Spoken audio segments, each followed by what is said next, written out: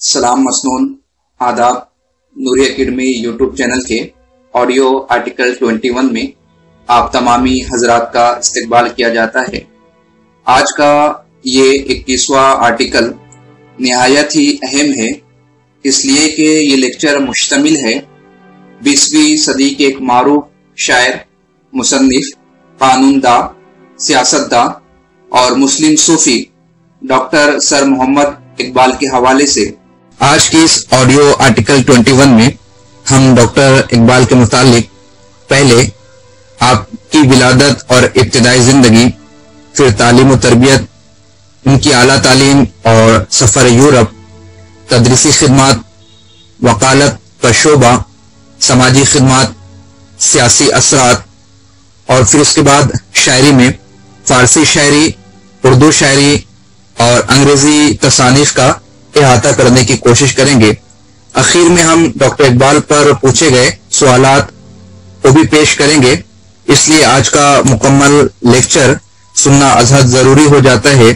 मैं बखूबी जानता हूँ कि ये वक्त तलब है, मगर चूंकि एग्जाम पॉइंट ऑफ व्यू से ये काफी अहम है, इसलिए मेरी आप हजरात से गुजारिश है कि मुकम्मल लेक्चर को सुनने की कोशिश करें और चैनल को सब्सक्राइब करें, इसलिए कि यज्ञ बात दिगरे 400 शख्सियात पर मुश्तमिल हमारी ये सीरीज नूरी एकेडमी यूट्यूब चैनल पर अपलोड होने वाली है। बर वक्त आपको नोटिफिकेशन मिले, इसलिए आपसे इल्तिमास है कि चैनल को सब्सक्राइब करें और बेल आइकॉन को क्लिक करें। डॉक्टर इकबाल 9 नवंबर 1877 को बरतानवी हिंदुस्तान के शहर सियालकोट में शेख नूर मोहम्मद के घर पैदा हुए। वालिदैन ने आपका नाम मोहम्मद इकबाल रखा। आपके वालिद शेख नूर मोहम्मद दीनदार आदमी थे, बेटे के लिए दीनी तालीम ही काफी समझते थे। सियालकोट के अक्सर मकामी उलमा के साथ शेख नूर मोहम्मद के दोस्ताना मरासिम थे। डॉक्टर इकबाल जब बिस्मिल्लाह ख्वानी की उम्र को पहुंचे तो उन्हें मौलाना गुलाम हसन के पास ले गए। मौलाना अबू अब्दुल्ला गुलाम हसन मोहल्ला शिवाला की मस्जिद में दर्स दिया करते थे। शेख नूर मोहम्मद का वहां आना जाना था। यहां से डॉक्टर इकबाल की तालीम का बाज़ाब्ता आगाज हुआ। हस्ब दस्तूर कुरान शरीफ से इब्तिदा हुई। तकरीबन साल भर तक ये सिलसिला चलता रहा कि शहर के एक नामवर आलिम मौलाना सैयद मीर हसन उधर आ निकले। एक बच्चे को बैठे देखा कि सूरज से अजमत और सआदत की पहली जोत चमकती नजर आ रही थी। पूछा कि किसका बच्चा है। मालूम हुआ तो वहां से उठकर सीधा शेख नूर मोहम्मद की तरफ चल पड़े। दोनों आपस में करीबी दोस्त थे। मौलाना मीर हसन ने जोर देकर शेख नूर मोहम्मद को समझाया कि अपने बेटे को मदरसे तक महदूद ना रखो, इसके लिए जदीद तालीम भी बहुत जरूरी है। उन्होंने ख्वाहिश जाहिर की कि डॉक्टर इकबाल को उनकी तरबियत में दे दिया जाए। कुछ दिन तक शेख नूर मोहम्मद को पसोपेश रहा, मगर जब दूसरी तरफ से इसरार बढ़ता चला गया तो इकबाल को मीर हसन के सुपुर्द कर दिया। मौलाना मीर हसन का मकतब शेख नूर मोहम्मद के घर के करीब ही ऊंचा मीर हिसामुद्दीन में था। यहां डॉक्टर इकबाल ने उर्दू, फारसी और अरबी अदब पढ़ना शुरू किया। 3 साल गुजर गए। इस दौरान में सैयद मीर हसन ने स्कॉच मिशन स्कूल में भी पढ़ाना शुरू कर दिया। डॉक्टर इकबाल भी वही दाखिल हो गए, मगर पुराने मामूलात अपनी जगह रहे। स्कूल से आते तो उस्ताद की खिदमत में पहुंच जाते।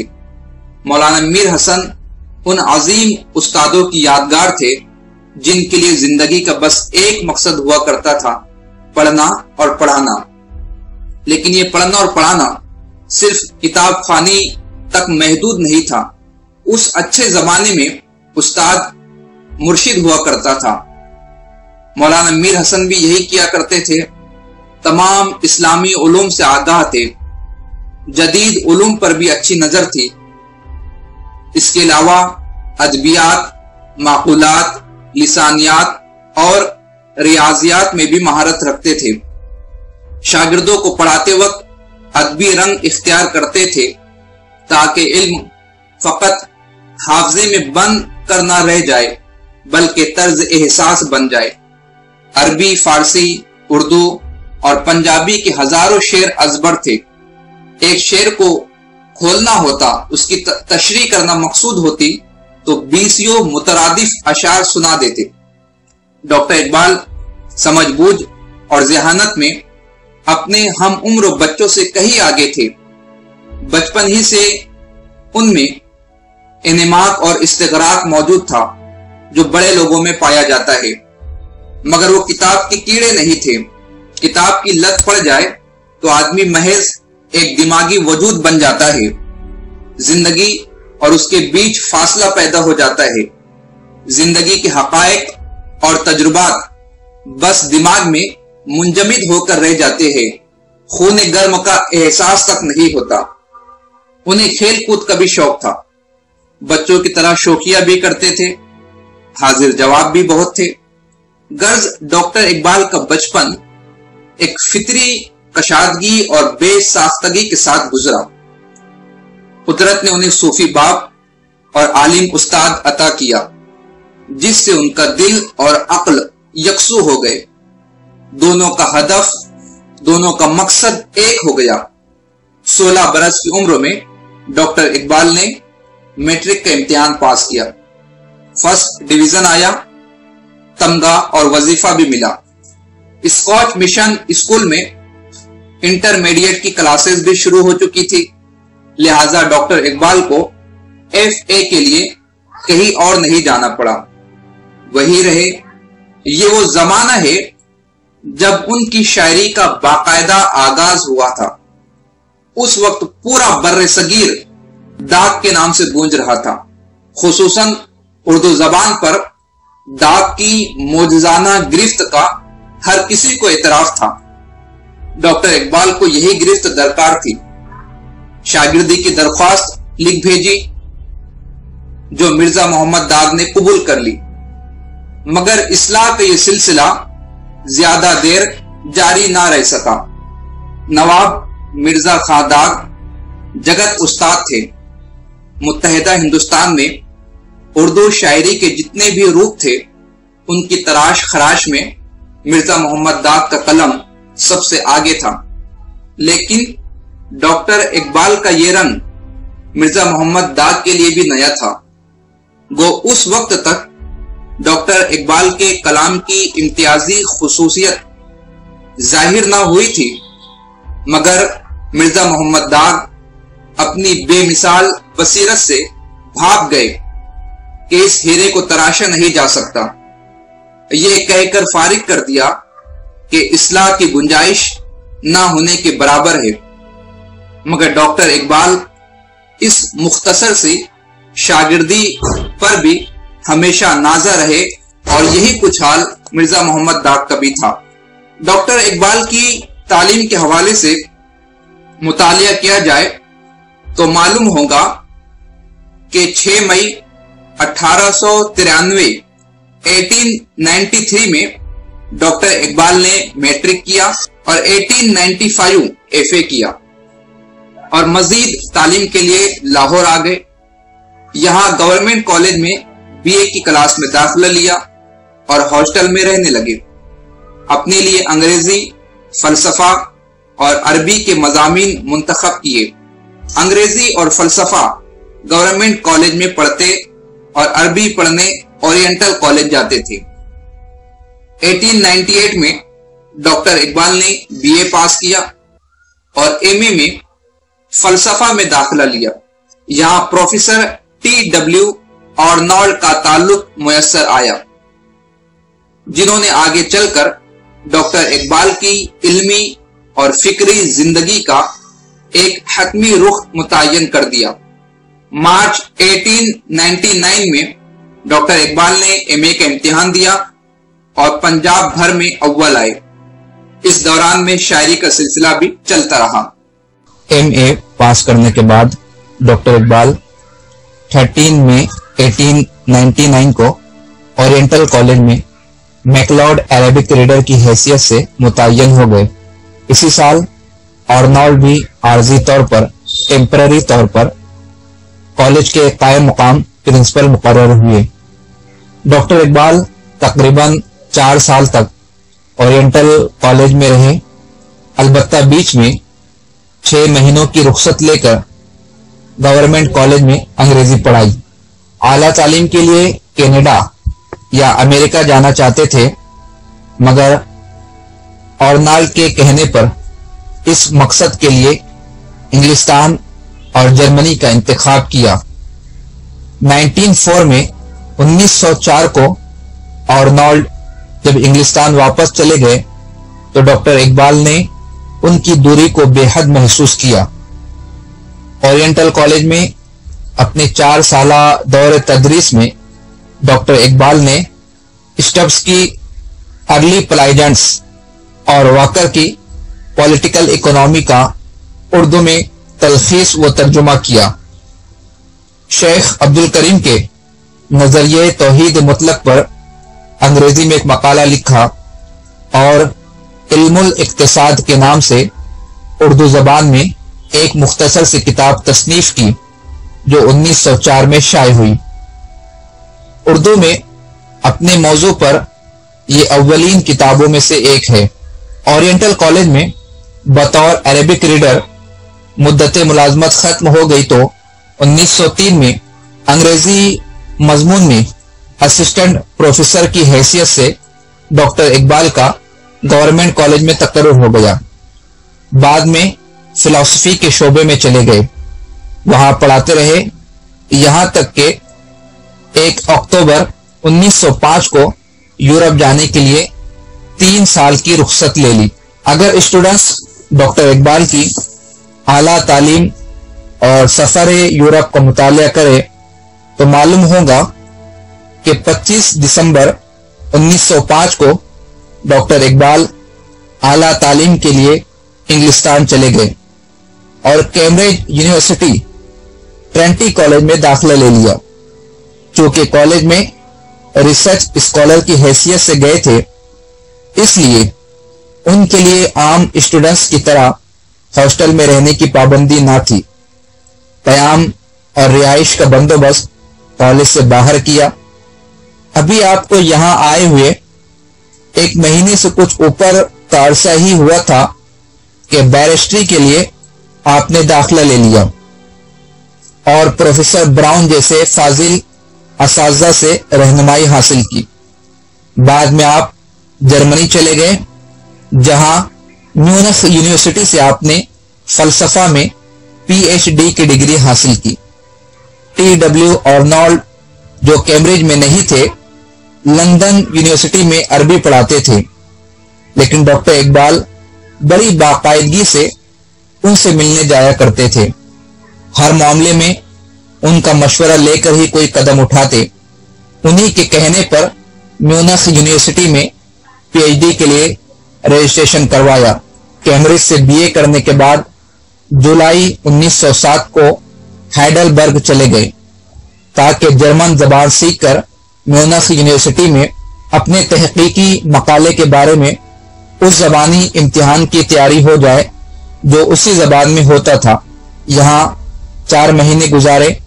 ईरान में मा बादुत तबियात का इर्तिका, इस उन्वान से आपने अपना तहकीकी मकाला म्यूनिख यूनिवर्सिटी में दाखिल करवाया था। उसके बाद एक जबानी इम्तिहान का मरहला होता है, उसे भी आपने सुरखरोई से पार कर लिया। 4 नवंबर 1907 को यूनिवर्सिटी ने आपको डॉक्टरेट की डिग्री अवार्ड कर दी। 1908 में ये मकाला पहली बार लंदन से शाये हुआ, जिसका इंतसाब उस्ताद मोहतरम आर्नोल्ड के नाम था। डॉक्टरेट की डिग्री मिलते ही आप लंदन वापस चले आए, बैरिस्ट्री के फाइनल इम्तिहानों की तैयारी शुरू कर दी। कुछ महीने बाद सारे इम्तिहान मुकम्मल हो गए। जुलाई 1908 को नतीजा निकला, रिजल्ट डिक्लेयर हुआ और आप कामयाब करार दिए गए। लंदन में قیام کے دوران ڈاکٹر اقبال نے مختلف موضوعات پر لیکچرز کا ایک سلسلہ بھی شروع کیا تھا، جس کے عنوان اس طرح تھے: اسلامی تصوف، مسلمانوں کا اثر تہذیب یورپ پر، اسلامی جمہوریت، اسلام اور عقل انسانی، وغیرہ وغیرہ۔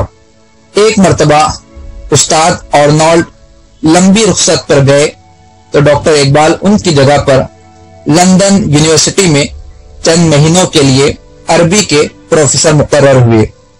مئی 1908 میں جب لندن میں آل انڈیا مسلم لیگ کی برٹش کمیٹی کا افتتاح ہوا تو ایک اجلاس میں سید امیر علی کمیٹی کے صدر چنے گئے اور ڈاکٹر اقبال کو مجلس عاملہ کا رکن نامزد کیا گیا۔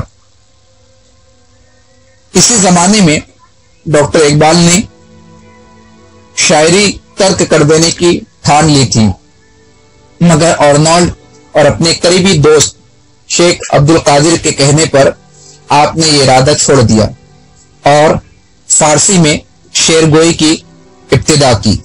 قیام یورپ کے دوران ڈاکٹر اقبال کے بنیادی خیالات تبدیل ہونے شروع ہو گئے۔ یورپ پہنچ کر انہیں مغربی تہذیب و تمدن اور اس کی روح میں کار فرما مختلف تصورات کو براہ راست دیکھنے کا موقع ملا۔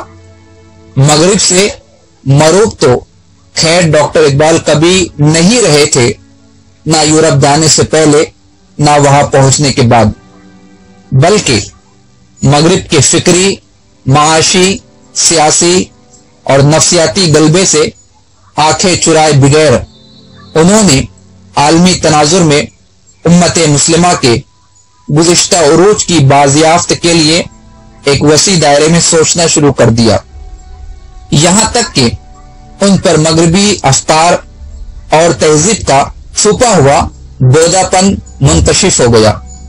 جولائی 1908 میں وطن کے لیے روانہ ہوئے، بامبے سے ہوتے ہوئے 25 جولائی 1908 کی رات دہلی پہنچے۔ درس تدریس، وکالت اور سماجی خدمات کے باب میں نظر دوڑائے تو معلوم ہوگا کہ ابتدا میں آپ نے MA کرنے کے بعد اورینٹل کالج لاہور میں تدریس کے فرائض انجام دیے، لیکن آپ نے بیرسٹری کو مستقل طور پر اپنایا تھا۔ وکالت کے ساتھ ساتھ آپ شعر و شاعری بھی کرتے رہے اور سیاسی تحریکوں میں بھرپور انداز میں حصہ لیا۔ 1922 میں حکومت کی طرف سے سر کا خطاب ملا۔ ڈاکٹر اقبال انجمن حمایت اسلام کے اعزازی صدر بھی رہے۔ اگست 1908 میں ڈاکٹر اقبال لاہور گئے۔ ایک آدھ مہینے بعد چیف کورٹ پنجاب میں وکالت شروع کر دی۔ اس پیشے میں کچھ ہی دن گزرے تھے کہ MAO کالج علی گڑھ میں فلسفی اور گورنمنٹ کالج لاہور میں ہسٹری کی پروفیسرشپ پیش کی گئی، مگر ڈاکٹر اقبال نے اپنے لیے وکالت کو مناسب جانا اور دونوں اداروں سے معذرت کر لی۔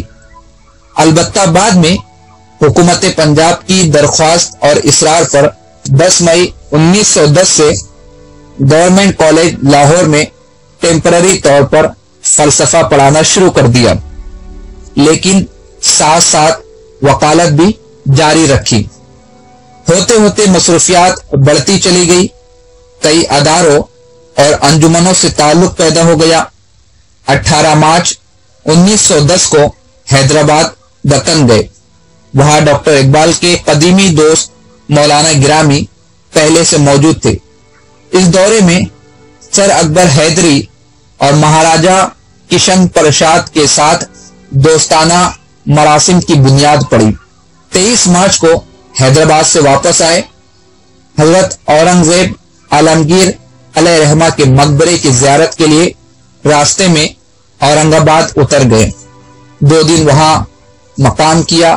28 مارچ 1910 کو لاہور پہنچے اور پھر سے اپنے معاملات میں مشغول ہو گئے۔ اب معلمی اور وکالت کو ساتھ ساتھ لے کر چلنا مشکل ہوتا جا رہا تھا۔ آخر کار 31 دسمبر 1910 کو گورنمنٹ کالج سے استعفیٰ دے دیا، مگر کسی نہ کسی حیثیت سے کالج کے ساتھ تعلق برقرار رکھا۔ ایک گورنمنٹ کالج ہی نہیں بلکہ پنجاب اور بر صغیر کی کئی دوسری جامعات کے ساتھ بھی ڈاکٹر اقبال کا تعلق پیدا ہو گیا تھا۔ پنجاب، علی گڑھ، الہ آباد، ناگپور اور دہلی یونیورسٹی کے ممتحن رہے۔ ان کے علاوہ بیت العلوم حیدرآباد، دکن کے لیے بھی تاریخ اسلام کے پرچے مرتب کرتے رہے۔ بعض اوقات اورل ایگزام کے لیے علی گڑھ، الہ آباد اور ناگپور وغیرہ بھی جانا ہوتا۔ ممتحن کی حیثیت سے ایک اٹل اصول آپ نے اپنا رکھا تھا، عزیز سے عزیز دوست پر بھی سفارش کا دروازہ بند تھا، اور یہ ایک اچھے ایگزامینر کی بہترین علامت ہے۔ 2 مارچ 1910 کو پنجاب یونیورسٹی کے فیلو نامزد کیے گئے۔ تاریخ کے پروفیسر لالا رام پرساد گورنمنٹ کالج لاہور کے ساتھ مل کر نصاب کی کتاب تاریخ ہند مرتب کی، جو 1913 کو شائع ہوئی۔ آگے چل کر مختلف اوقات میں oriental and arts faculty senate اور سنڈیکیٹ کے ممبر بھی رہے۔ 1919 میں اورینٹل فیکلٹی کے ڈین بنائے گئے۔ 1923 میں یونیورسٹی کی تعلیمی کونسل کی رکنیت ملی۔ اسی سال پروفیسر شپ کمیٹی میں بھی لیے گئے۔ اپنی بے پناہ مصروفیات سے مجبور ہو کر تعلیمی کونسل سے استعفیٰ دے دیا تھا، مگر یونیورسٹی کے وائس چانسلر سر جان مینارڈ نے انہیں جانے نہ دیا۔ اس طرف سے اتنا اصرار ہوا کہ مروتاً استعفیٰ واپس لے لیا۔ اس دوران میں پنجاب ٹیکسٹ بک کمیٹی کے بھی رکن رہے۔ میٹرک کے طلبہ کے لیے فارسی کی ایک نصابی کتاب آئینہ عجم مرتب کی، جو 1927 میں شائع ہوئی۔ غرض پنجاب یونیورسٹی سے ڈاکٹر اقبال عملاً 1932 تک متعلق رہے، وابستہ رہے۔ یورپ سے واپسی کے بعد 1914 تک کا زمانہ ڈاکٹر اقبال کے بنیادی فکر کی تشکیل و تکمیل کا زمانہ ہے۔ یورپ میں پہلی جنگ عظیم شروع ہو چکی تھی اور اس کے اثرات ہندوستان میں بھی نمایاں تھے۔ برٹش گورنمنٹ کا رویہ سخت سے سخت تر ہوتا گیا، جو جنگ کے خاتمے کے بعد بھی برقرار رہا۔ انگریزی حکومت کے خلاف ہندوستان میں تحریکوں نے زور پکڑ لیا تھا۔ 13 اپریل 1919 کو امرتسر شہر کے جلیان والا باغ میں ایک احتجاجی جلسہ کیا گیا۔ رسوائے زمانہ جنرل ڈائر نے لوگوں کو گھیرے میں لے کر اندھا دھند فائرنگ کروائی اور سینکڑوں کو موت کے گھاٹ اتار دیا۔ گو کہ ڈاکٹر اقبال نے اس زمانے میں خانہ نشینی اختیار کر رکھی تھی، لیکن اس حادثے کی دھمک ان کے دل تک بھی پہنچی۔ 1919 ستمبر کے مہینے میں مولانا محمد علی جوہر 4 سالہ نظر بندی کاٹ کے آل انڈیا مسلم کانفرنس کے مشہور احتجاجی جلسے میں شرکت کے لیے لکھنؤ پہنچے، جس میں خلافت کانفرنس کا قیام عمل میں آیا۔ ڈاکٹر اقبال صوبائی خلافت کمیٹی کے رکن تھے، لیکن حالات کی تبدیلی نے ان کا قائدین خلافت سے شدید اختلاف پیدا کر دیا۔ اختلاف کی 2 وجہ تھی۔ اول یہ کہ ڈاکٹر اقبال اس حق میں نہ تھے کہ خلافت وفد مذاکرات کے لیے انگلستان جائے، وہ اسے انگریز کی چال سمجھتے تھے۔ دوسری یہ کہ وہ برادران وطن کے ساتھ مل کر عدم تعاون کی تحریک چلانے کو مسلمانوں کے لیے مضر خیال کرتے تھے۔ یہ اختلافات حل نہ ہوئے تو ڈاکٹر اقبال صوبائی خلافت کمیٹی سے الگ ہو گئے۔ ڈاکٹر اقبال کی بصیرت نے بھاپ لیا تھا کہ خود خلافت عثمانیہ کا مستقبل مخدوش ہے، لہذا مسلم اقوام کے ملی اتحاد کی بنیاد اس کی بجائے کسی اور اصول پر رکھنی چاہیے۔ 16 اپریل 1922 کو انجمن حمایت اسلام کے سالانہ جلسے میں ڈاکٹر اقبال نے اپنی طویل نظم خضر راہ سنائی۔ عبد المجید سالک وہاں موجود تھے۔ وہ لکھتے ہیں، ایک تو اس نظم میں ڈاکٹر اقبال کے شاعرانہ تخیل اور اسلوب کا جمال پوری تابانیوں کے ساتھ جلوگر تھا، اور ایک ایک شعر پر ارباب ذوق سلیم وجد کر رہے تھے۔ دوسرے اس میں علامہ اقبال نے جنگ عظیم کے سلسلے میں فاتح اقوام کی دھاندلی، ان کی ابلیسانہ سیاست، سرمایہ داری کی عیاری، مزدور کی بیداری، عالم اسلام خصوصاً ترکان آل عثمان کی بے دست پائی پر مؤثر اور بلیغ تبصرہ کیا ہے۔ اسی سلسلے میں نسلی قومیت اور امتیاز رنگ و خون کے خیالات پر بھرپور چوٹ کی ہے۔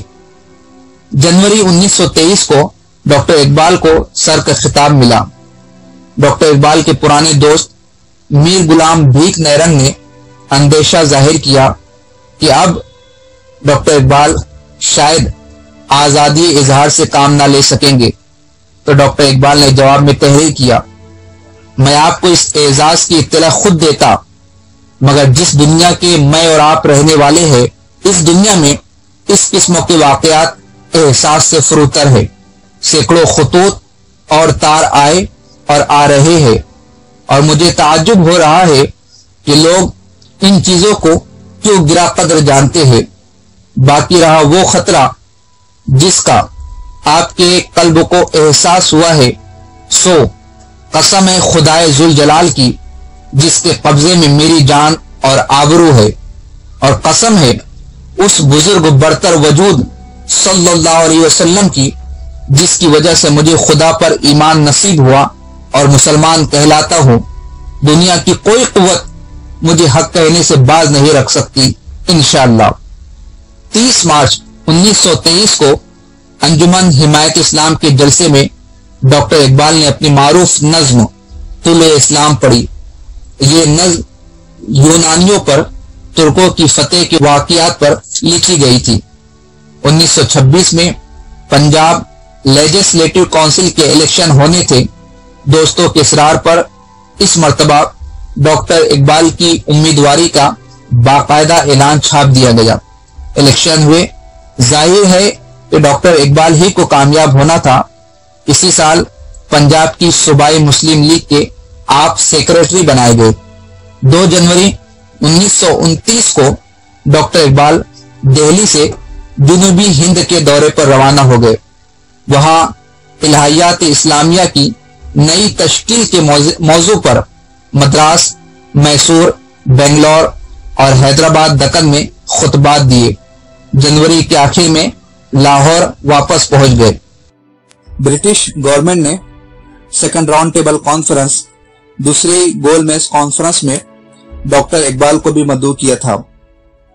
لندن جانے کے لیے 8 ستمبر 1931 کو آپ لاہور سے روانہ ہوئے۔ اگلی صبح دہلی پہنچے۔ اسٹیشن کے پلیٹ فارم پر ہزاروں کا مجمع آپ کے استقبال کو موجود تھا۔ 10 ستمبر 1931 کو بامبے پہنچے۔ اگلے روز وہاں سے بحری جہاز کے ذریعے انگلستان کے لیے روانہ ہو گئے اور 27 ستمبر کو لندن پہنچے۔ ویسے تو ڈاکٹر اقبال دوسری گول میز کانفرنس میں شریک ہونے گئے تھے، مگر انگلستان میں آپ کی علمی اور ادبی شہرت نے، جو سیاسی شہرت سے کئی زیادہ بڑی ہوئی تھی، آپ کی مصروفیات کو 2 حصوں میں بانٹ دیا۔ کانفرنس کی ابتدا ہی سے کچھ ایسے آثار رونما ہونے شروع ہوئے کہ ڈاکٹر اقبال بددل ہو گئے۔ کچھ اجلاسوں میں ایک انداز لا تعلقی کے ساتھ شریک رہے، مگر جب کسی بھی مثبت نتیجے سے بالکل مایوسی ہو گئی تو بالآخر 19 نومبر 1931 کو وفد سے الگ ہو کر اس کانفرنس سے اعلانیہ کنارہ کش ہو گئے۔ اب لندن میں ٹھہرنا بیکار تھا۔ مولانا غلام رسول کو ساتھ لے کر 22 نومبر کی رات روم پہنچے۔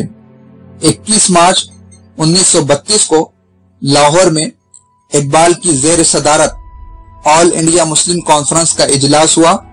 1932 کے آخر میں برطانوی حکومت کی طرف سے لندن میں تیسری گول میز کانفرنس کا اہتمام کیا گیا۔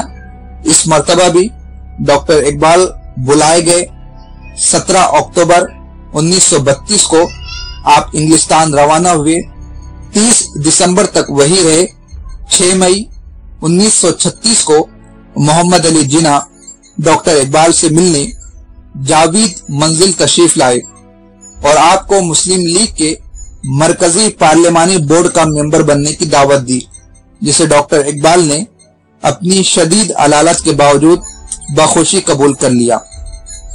12 مئی کو ڈاکٹر اقبال دوبارہ پنجاب مسلم لیگ کے صدر مقرر ہوئے۔ ڈاکٹر اقبال مولانا رومی کو اپنا روحانی استاد مانتے تھے اور انہیں پیر رومی کے نام سے یاد کرتے تھے۔ جنوبی ایشیا کے اردو اور ہندی بولنے والے لوگ ڈاکٹر محمد اقبال کو شاعر مشرق کے طور پر جانتے ہیں۔ محمد اقبال حساس دل و دماغ کے مالک تھے۔ آپ کی شاعری زندہ شاعری ہے جو ہمیشہ بر صغیر کے لیے مشعل راہ بنی رہیں گی۔ یہی وجہ ہے کہ کلام اقبال دنیا کے ہر حصے میں پڑھا جاتا ہے اور مسلمانان بر صغیر اسے بڑی عقیدت کے ساتھ زیر مطالعہ رکھتے اور ان کے فلسفے کو سمجھتے ہیں۔ ڈاکٹر اقبال نے نئی نسل میں انقلابی روح پھونکی اور اسلامی عظمت کو اجاگر کیا۔ ان کے کئی کتب کے انگریزی، جرمنی، فرانسیسی، چینی، جاپانی اور دوسری زبانوں میں ترجمے ہو چکے ہیں، جس سے بیرونی ملک بھی لوگ آپ سے متعارف ہے۔ بلا مبالغہ علامہ اقبال ایک عظیم مفکر مانے جاتے ہیں۔ ایگزام پوائنٹ آف ویو سے معروضی امتحانات میں حیات و خدمات کے ساتھ ساتھ تحریر اور شاعری پر بھی بہت سارے سوالات پوچھے جاتے ہیں۔ آپ کا فارسی مجموعہ کلام ان ناموں سے ان سالوں میں شائع ہوا ہے، جس کی تفصیلات اس طرح ہے: اسرار خودی 1915، رموز بے خودی 1917، پیام مشرق 1923، زبور عجم 1927، جاوید نامہ 1932، پسچ باعت کرد اے اقوام شرق 1931، ارمغان حجاز، یہ آدھی فارسی اور آدھی اردو پر مشتمل شاعری کی کتاب ہے جو 1938 میں شائع ہوئی۔ اسی طرح اردو میں 3 شعری مجموعے آپ کے منظر عام پر آئے ہیں۔ پہلا شعری مجموعہ بانگ درا 1924 میں شائع ہوا، بال جبریل 1935، ضرب کلیم 1936۔ انگریزی تصانیف اس طرح ہے: فارس میں ماوراء الطبیعات کا ارتقاء، یہ 1908 میں شائع ہوئی۔ دوسری ہے اسلام میں مذہبی افکار کی تعمیر نو، یہ 1923 میں شائع ہوئی۔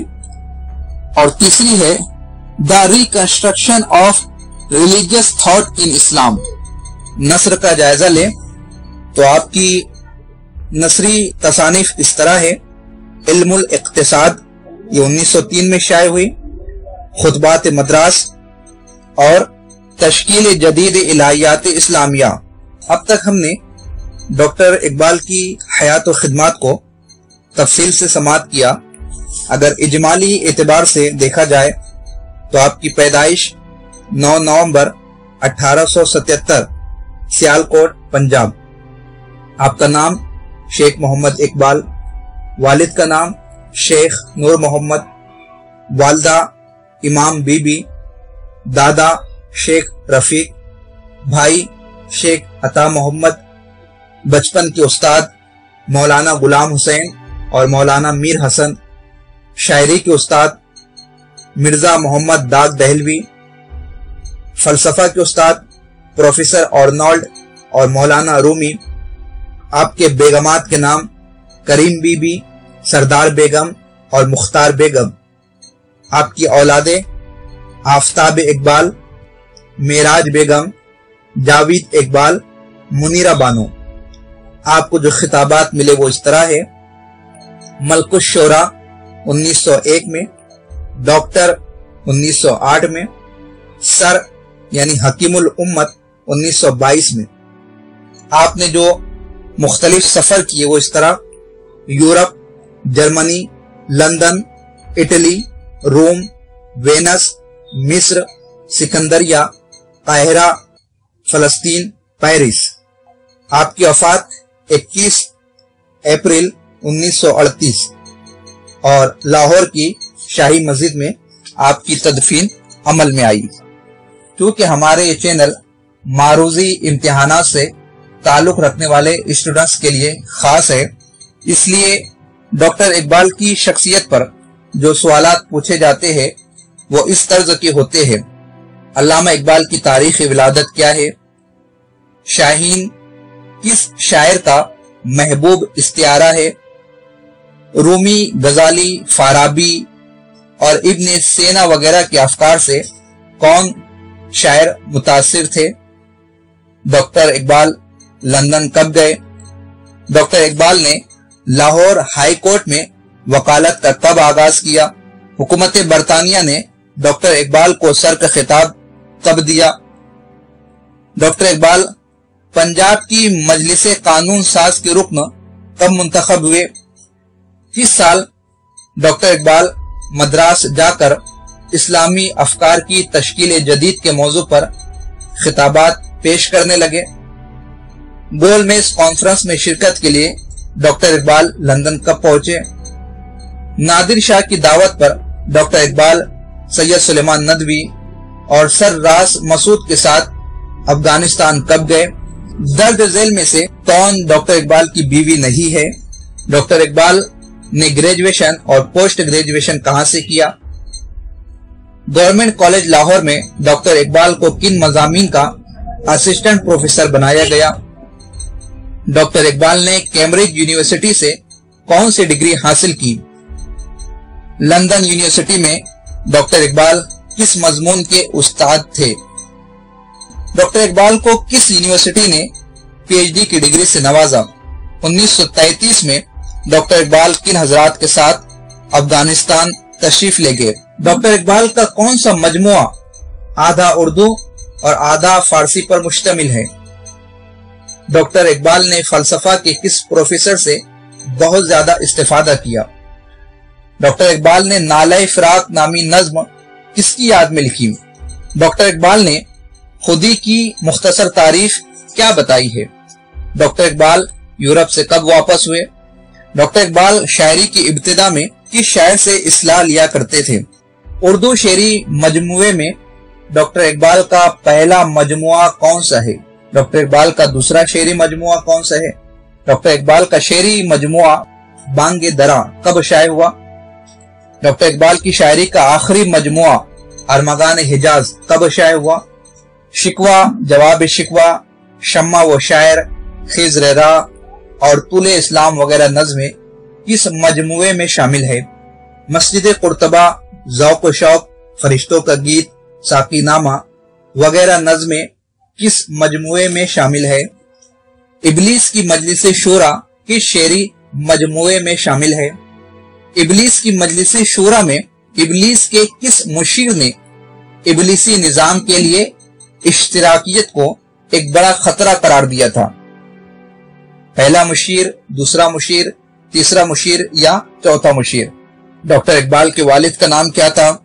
डॉक्टर इकबाल ने नज्म जावेद नामा में किसकी रहनुमाई में अफलाक की सैर की? डॉक्टर इकबाल की तारीख वफात क्या है? इस तर्ज पर सवालात मारूजी इम्तिहानात में, कॉम्पिटिटिव एग्जाम्स में डॉक्टर इकबाल के हवाले से पूछे जाते हैं।